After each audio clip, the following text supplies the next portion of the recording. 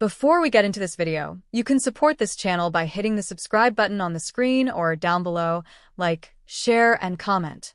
Now, let's get into the video. In a stunning display of resilience, the New York Knicks overcame a 20-point deficit to defeat the Indiana Pacers 106-100 in Game 3 of the Eastern Conference Finals, narrowing the series to 2-1. Karl-Anthony Towns, who had been quiet in the first three quarters with only 4 points, erupted for 20 points in the fourth quarter, matching the Pacers' total output in that period. His performance was pivotal in the Knicks' comeback, showcasing his ability to deliver under pressure. Despite foul trouble limiting Jalen Brunson's playtime in the second half, he returned late in the game to hit a crucial 12-foot floater with 1:17 remaining, giving the Knicks a lead they maintained until the final buzzer. Brunson finished with 23 points, demonstrating leadership and composure in critical moments. The Knicks bench played a significant role in the victory, with Josh Hart contributing effectively in his new role off the bench. Coach Tom Thibodeau's decision to adjust the rotation paid dividends, as the team outscored the Pacers 36-20 in the final quarter. This victory marks the Knicks' third 20-point comeback win of the postseason, an NBA first, highlighting the team's resilience and determination. New York Post. Game 4 is scheduled for Tuesday night in Indianapolis, where the Knicks will aim to even the series. If this story moved you, hit that like button, subscribe. Il n'est pas gêné, il va y aller jusqu'au bout, Karl-Anthony Towns. Il sort les muscles dans ce début de quatrième quart-temps. Dépassé, et qui est court. Un peu surpris peut-être de l'apparition de Towns en aide. Attention, il faut lui parler. Le passe pour Dylan Wright. Tendance demandé par Rick Carlisle. Il n'y a plus que 2 possessions d'écart. New York est en train d'éteindre la Gainbridge Fieldhouse. La bonne défense de Josh Hart qui est passé devant Pascal Siakam. Possibilité de revenir à une possession pour New York. Et Karl-Anthony Towns tout de suite, il va en profiter. Les 2 points poussent la faute pour Karl-Anthony Towns et la faute de Miles Turner. C'est là qu'on voit ses qualités techniques. Un big man qui part de l'extérieur comme ça. C'est finale de conférence Est. Anunoby, Towns qui prend tout de suite au tir à 3 points. Et lui répond présent dans ce quatrième quart-temps. Quel quatrième quart-temps de Karl-Anthony Towns.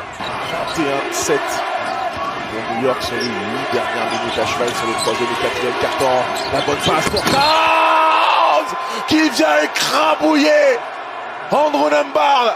Et New York qui repasse devant. Les fans new-yorkais qui ont fait le déplacement peuvent enfin exulter. Et New York est dans le match. Et ceux qui sont dans le parking peuvent revenir. Here's a look at the best players the Pacers have dealt prior to Friday night's deal. Draft picks such as Kawhi Leonard, who was the Spurs selection, were not eligible for this list. A player's value at the time of the deal was the primary consideration for Dantley averaged 26.5 points in 23 games at the age of 21, and the Pacers traded him. In exchange for Dantley and Dave Robish, Indiana received James Edwards, Earl Tatum, and cash. Edwards was productive, 15.9 points in 4 seasons with the Pacers before carving out a long career as a center who could score in the low post, but the team still dealt away a Hall of Famer. Dantley had a reputation for being difficult to get along with. The Lakers dealt him to Utah for Spencer Haywood. Then he went to Detroit, where he helped the Pistons reach the NBA Finals in 1998. As a 6'5", 208-pound post-up forward, it was difficult to fit him into an offense, so cut the Pacers a little slack, but this deal didn't work out in their favor. 2. Jalen Rose. He emerged as a star with the Pacers, helping lead the team to the 2000 NBA Finals, then averaging 20.5 points per game in 2000-2001 and 18.5 in 2001-2002 before he was traded to Chicago for younger assets, including 2 future All-Stars. Get the IU Insider newsletter in your inbox. The latest Indiana Hoosiers news from Indy star IU Insider Zach Osterman, covering all things Crimson on the court. Delivery, Sunday through Friday.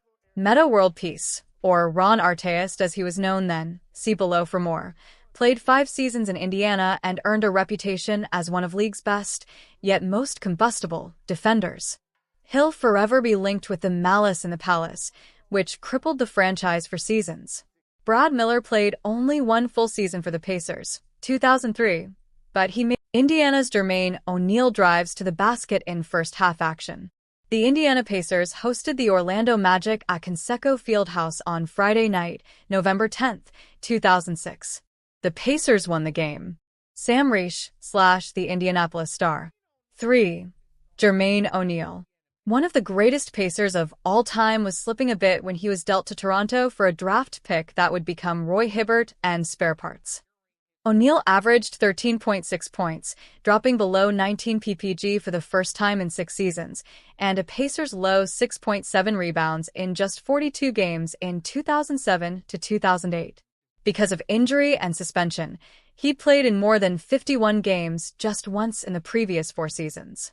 Analysis: the Pacers dealt O'Neal at the right time. He had 2 more productive seasons and played another 4 years, but Hibbert would make 2 All-Star teams and become the backbone of a defense that led the Pacers to back-to-back Eastern Conference Finals. It's easy to criticize Hibbert, but this deal was the definition of trading a player a year too early rather than a year too late. 4. Alex English.